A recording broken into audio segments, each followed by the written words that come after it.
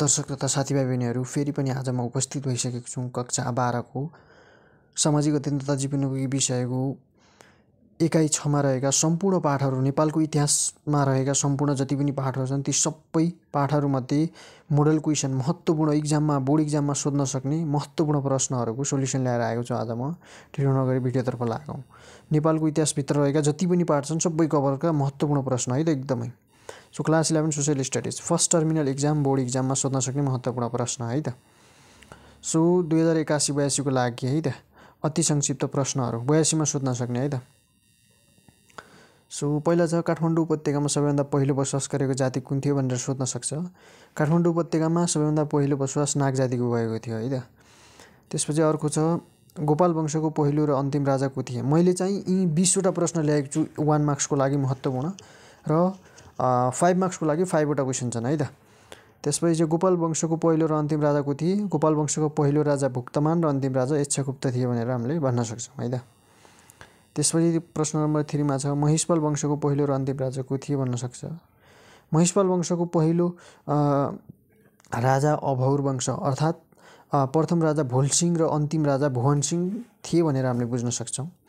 त्यसपछि चाहिँ हाम्रो किरात वंशको पहिलो र अन्तिम राजा को थिए भन्न सक्छ। किरात वंशको पहिलो राजा एलम्बर र अन्तिम राजा गस्ती थिए भनेर हामीले भन्न सक्छौँ है त। त्यसपछि प्रश्न नम्बर 5 मा छ गोपाल वंशीहरूले काठमाडौँको कुन ठाउँलाई राजधानी बनाएका थिए भनेर सोध्न सक्छ। गोपाल वंशहरूले काठमाडौँको माता तीर्थलाई राजधानी बनाएका थिए भनेर हामीले भन्न सक्छौँ है त। प्रश्न नम्बर 6 मा छ भक्तपुरलाई किराँतकालमा के भनिन्थ्यो भन्न सक्छ। भक्तपुरलाई किराँतकालमा खोप्रिङ भनिन्थ्यो है त। त्यसपछि अर्को प्रश्न छ किराँतकालमा चाँगोबाट नामाकरण भएको अहिलेको ठाउँ कुन हो भनेर भन्न सक्छ। किराँतकालमा चाँगोबाट नामाकरण भएको अहिलेको ठाउँ चाँगु हो है त। नेपाल सम्मत अनुसार नयाँ वर्ष कहिले मनाइन्छ भन्न सक्छ। यो महत्त्वपूर्ण प्रश्न हो। नेपाल सम्मतका अनुसार हरेक वर्ष गोवर्धन पूजाको दिन नयाँ वर्ष मनाउने गरिन्छ भनेर हामी भन्न सक्छौँ है त। त्यसपछि अर्को छ लिच्छवीकालमा सरकारी कार्यालयहरूलाई के भनिन्थ्यो भन्न सक्छ। लिच्छवीकालमा सरकारी कार्यालयहरूलाई अधिकरण र करण भनिन्थ्यो भनेर हामीले उत्तर दिन सक्छौँ। 10 नम्बर प्रश्न नम्बर 10 मा छ लिच्छवीकालमा प्रधान सेनापति र सेनाको उच्च अधिकारीलाई के भनिन्थ्यो भनेर भन्न सक्छ। लिच्छवीकालमा प्रधान सेनापतिलाई महाबलाध्यक्ष र सेनाको उच्च अधिकारीलाई बलाध्यक्ष भनिन्थ्यो भनेर भन्न सक्छौँ है त। त्यसपछि प्रश्न नम्बर 11 मा उच्च अपराध भन्नाले पञ्च अपराध भन्नाले लिच्छवीकालमा कुन कुन अपराधलाई जनाउँछ भन्न सक्छ। लिच्छवीकालमा पञ्च अपराध अन्तर्गत चोरी गर्नु, अर्काको ज्यान मार्नु, अर्काको स्वास्नी हरण गर्नु, राजद्रोह गर्नु र कार्यमा सहयोग गर्नु जस्ता अपराधहरूलाई जनाउँथ्यो भनेर भन्न सक्छौँ है त। प्रश्न नम्बर 12 मा नेपालको राजतन्त्रको अन्त्य र गणतन्त्रको स्थापना कहिले भयो भनेर सोध्न सक्छ। नेपालको संविधान सभाको मिति 2065 जेठ 15 गते बसेको पहिलो बैठकले नेपाल राष्ट्रतन्त्रको अन्त गरी गणतन्त्र घोषणा गरेको हो है त। 65 मा 2065 साल 15 गते है त। नेपालको सशस्त्र माओवादी सङ्घर्ष कहिले भयो नेपालमा। नेपालमा 52 साल फागुन 1 गतेबाट सशस्त्र माओवादी सङ्घर्ष सुरु भएको है त। यो महत्त्वपूर्ण प्रश्न हो यो। त्यसै अर्को चाहिँ नेपालमा 10 वर्षीय माओवादी जनयुद्ध कहिले भयो भन्न सक्छ। मङ्सिर 2063 मङ्सिर 5 मा नेकपा माओवादी दल र सरकारबीच विस्तृत शान्ति सम्झौता भयो र सशस्त्र सङ्घर्षको अन्त्य भयो रे है त। महत्त्वपूर्ण प्रश्न हो। राणाकाल कस्तो थियो भनेर भन्न सक्छ। यो चाहिँ महत्त्वपूर्ण है त। योभन्दा तल आएका प्रश्नहरू एकदमै महत्त्वपूर्ण हुन्। राणाकाल नेपालको राज्य स्वेच्छाचारी निरङ्कुश र हुकुमी व्यवस्था थियो। कस्तो व्यवस्था थियो। स्वेच्छाचारी निरङ्कुश र हुकुमी अवस्था थियो। अब अर्को प्रश्न छ 16 नम्बरको चन्द्र शमशेरले प्रधानमन्त्री बन्ने कस्तो नियम बनाएका थिए। उनले चाहिँ चन्द्र शमशेरले राणाहरूलाई ए बी र सी गरी 3 वर्गमा विभाजन गरी ए वर्गले मात्र प्रधानमन्त्री हुन पाउने बनाएका थिए, शासन बनाएका थिए अथवा नियम बनाएका थिए भनेर भन्न सक्छौँ है त। अर्को प्रश्न छ 17 नम्बरको मल्लकालीन कर्णाली प्रदेश स्थापना कसले गरेको हो भनेर भन्न सक्छ। यसको उत्तर भन्नुपर्दा कर्णाली प्रदेशमा तिब्बतबाट आएका शक्तिशाली राजा नागराजले जुम्लाको सिङ्जा उपत्यकालाई राजधानी बनाई खस राज्यको स्थापना गरेको थियो भनेर भन्न सक्छौँ है त। जङ्गबहादुर राणा प्रधानमन्त्री तथा कमान्डर इन चिफ पदमा पुग्दा कुन कुन घटनाले सहयोग गरेको थियो भनेर सोध्न सक्छ। दरबार षड्यन्त्रको फाइदा उठाउँदै कुत पर्व र भण्डारखाल पर्वद्वारा जङ्गबहादुर राणा प्रधानमन्त्री तथा कमान्डर इन चिफ पदमा पुग्न सफल भएका थिए भनेर हामीले भन्न सक्छौँ है त।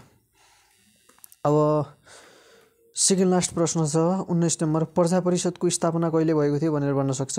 उत्तर हामी कसरी, प्रजा परिषदको स्थापना 1994 मा भएको थियो भनेर भन्न सक्छौँ हामी। त्यसपछि 20औं अन्तिम प्रश्न है त, 1 मार्क्सको लागि अन्तिम प्रश्न छ। जङ्गबहादुरले ब्रिटिस शासन विरुद्धको सिपाही विद्रोह दबाउन सहयोग गरे बापत अङ्ग्रेजले के दिएका थिए भनेको छ है त। यो महत्त्वपूर्ण एकदमै, यो चाहिँ लोकसेवामा पनि सोध्छ है त।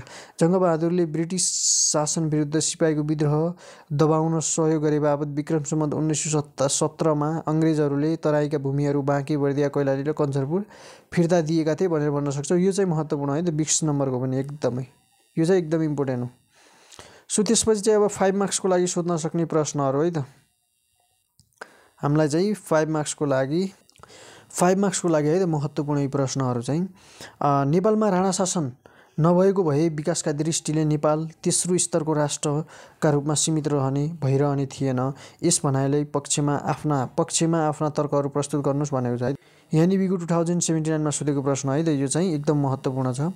सो हामी उत्तरतर्फ लागौँ। राणा शासनमा नेपालको राज्य व्यवस्था स्वेच्छाचारी, निरङ्कुश र हुकुमी शासन व्यवस्था थियो। राणा र आफू अत्यन्त विलासी जीवन बिताउँथे भने जनतालाई गरिब, शोषित, पीडित बन्न बाध्य बनाएका थिए। उनले प्रधानमन्त्री पद भाइहरूतर्फ सार्दै जाने परम्परा बसालेका थिए।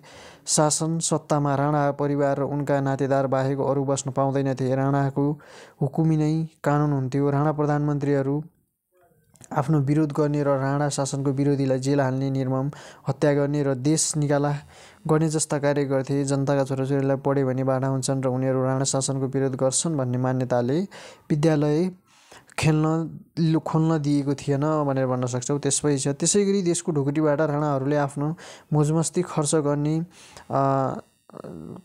खर्च गर्ने देशको विकासभन्दा बढी आफ्नो सत्ता वा स्वार्थमा लाग्ने शासकहरूको प्रवृत्तिले देश विकासमा कुनै नयाँ आयाम थाप्न सकेन। राणाहरू आफ्नो सत्ता जोगाउन षड्यन्त्र रच्न र आफू शक्तिशाली हुने होडमा मात्र शासक केन्द्र भए। यदि 104 वर्ष राणा शासन नभएको भए कम्तीमा पनि देशमा स्कुलहरू खुल्थे, जनतामा चेतना र जागरण आउँथ्यो। अरू देशमा आएको विकासको लहर देख्दा नेपाली जनता पनि विकास गर्ने चाहना बढ्थ्यो।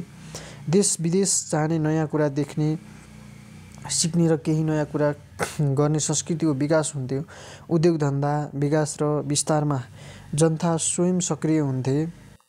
तर राणाहरूले जनतालाई त्यो स्वतन्त्र दिएनन्। परिणामस्वरूप देश तेस्रो मुलुकको रूपमा अविकसित हुन पुगेको देखिन्छ भनेर हामीले यसको आन्सर दिन सक्छौँ है त। यो प्रश्नको आन्सर दिन सक्छौँ, तपाईँहरू हेर्न सक्नुहुन्छ। यो प्रश्न चाहिँ भिडियो पुस्ट गरेर तपाईँहरूले पढ्नु होला है त। मैले यो चाहिँ सकेँ ल। अब सेकेन्ड प्रश्नमा गएँ। मध्यकालीन नेपालमा ससाना राज्य उदय र पतन हुनुका कारण के हुन् भनेको छ। ल अब आन्सर उत्तरतिर जाउँ। मध्यकालीन नेपालमा राज्य शासन उदय हुनुका कारणहरू यस प्रकार छन्, हेरौँ है त के छन् त।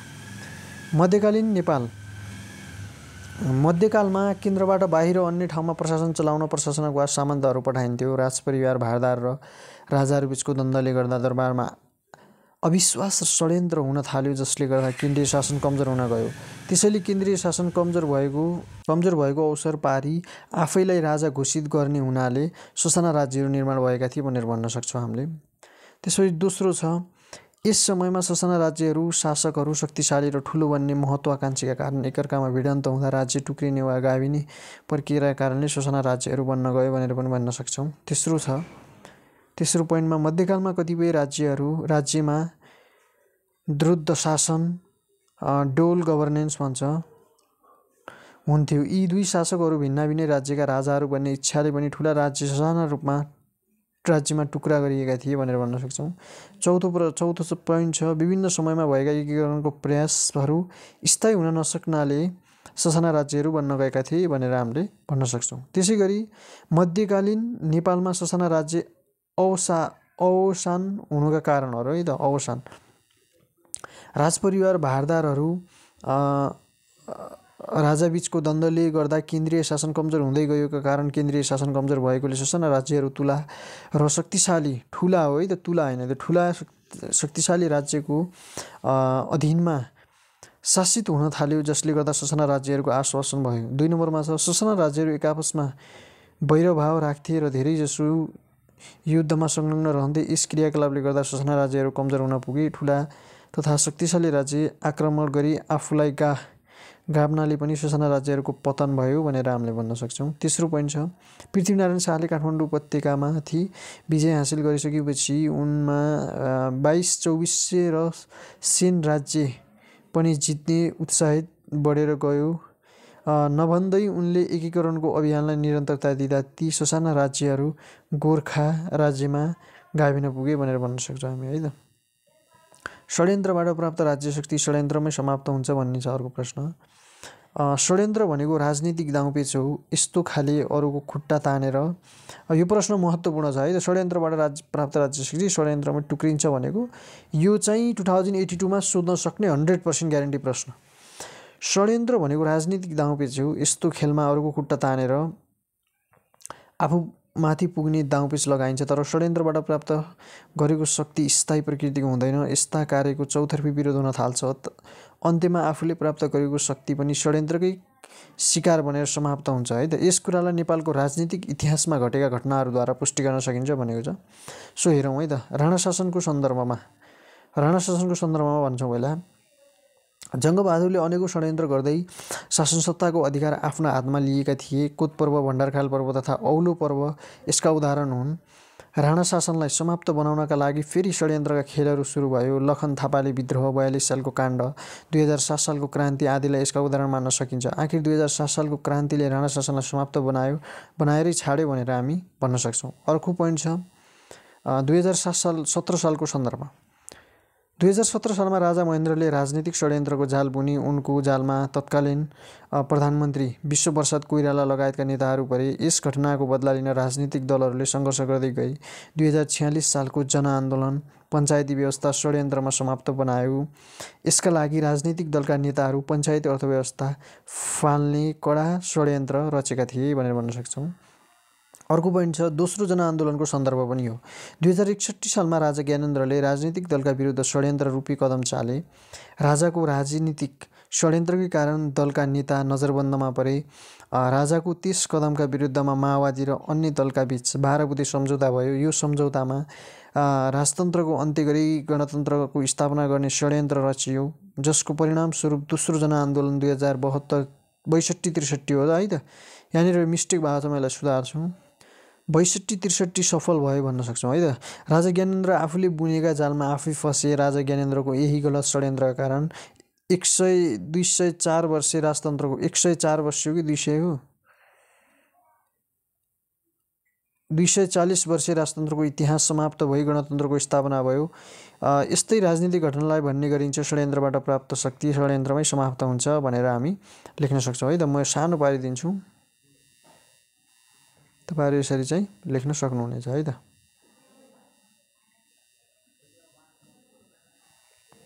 त्यसपछि अर्को प्रश्न छ 4 नम्बर प्रश्न छ लिच्छवी काललाई स्वर्णयुग भनेर चिनिन्छ किन भनेर भन्न सक्छ। सो यो पनि महत्त्वपूर्ण प्रश्न, है त। सो प्रमाणिक तिथिमिति फेला पर्नु। लिच्छवी राजा मानदेवले चाँगुनारायण लगायतका उपत्यकामा विभिन्न ठाउँमा शिलालेख लेखाएका थिए, जसमा मिति र नाम उल्लेख गरिएको छ। त्यसपछिका लिच्छवीकालीन पनि यही अभियानलाई निरन्तरता दिए, जसले गर्दा नेपालको इतिहासमा लिच्छवी शिलालेख होला, है त। यो लिच्छवी लीलालेख भए चाहिँ यो शिलालेख हो, है त। नेपालको इतिहासमा बुझ्न सजिलो भयो भनेर वास्तु मूर्तिकला विकास हुनु। वास्तु मूर्तिकलाको विकास, वास्तु मूर्तिकला तथा मानदेवको मानगृह, अंशवर्माको कैलाशकूट तथा नरेन्द्रदेवको भद्रदिवास दरबार नेपाली कलाकारिताको बेजोड नमुना मानिन्छ। यी कलात्मक दरबारले नेपाललाई मात्र होइन, नेपाल भ्रमणमा आउने विदेशी समेत आश्चर्यचकित तुल्याएका थिए। यस्ता कलाकृतिहरू आज नभए पनि चाँगुनारायण मन्दिर, बुढा नीलकण्ठ, लक्ष्मीनारायण, सरस्वती, बराहा तथा बौद्ध मूर्तिहरू अझै पनि इतिहासका धरोहर बन्न रहेका छन् भनेर भन्न सक्छौँ। त्यसपछि अर्को के छ भन्दाखेरि आर्थिक तथा सामाजिक आर्थिक र राजनीतिक बलियो हुनु, राजनीतिक अवस्था बलियो हुनु पनि भनिएको छ, है त। ल हेरौँ यो के भनिएको छ। लिच्छवीकालमा नेपालको व्यापार चीन तथा भारतसँग विस्तार भएको थियो। सबै जनतालाई रोजगारीको अवसर दिन वर्ण व्यवस्था लागू भएको थियो। खेतीयोग्य जमिन र व्यापारबाट नियमपूर्वक कर उठाइन्थ्यो। घरेलु उद्योगको विकास गरी दैनिक प्रयोगका सामग्रीहरू देशभित्रै उत्पादन गरिन्थ्यो। मानदेवको पालादेखि प्रमाणिक मुद्राहरू प्रचलनमा ल्याइएको थियो भनेर हामीले भन्न सक्छौँ है त। यति भन्दै मैले आजको यो चाहिँ अन्त्य गरेँ है त। यो चाहिँ तपाईँहरूले आफैले हेर्न सक्नुहुनेछ। अन्य पाठका पनि महत्त्वपूर्ण प्रश्नहरू म ल्याएर आउनेछु है त।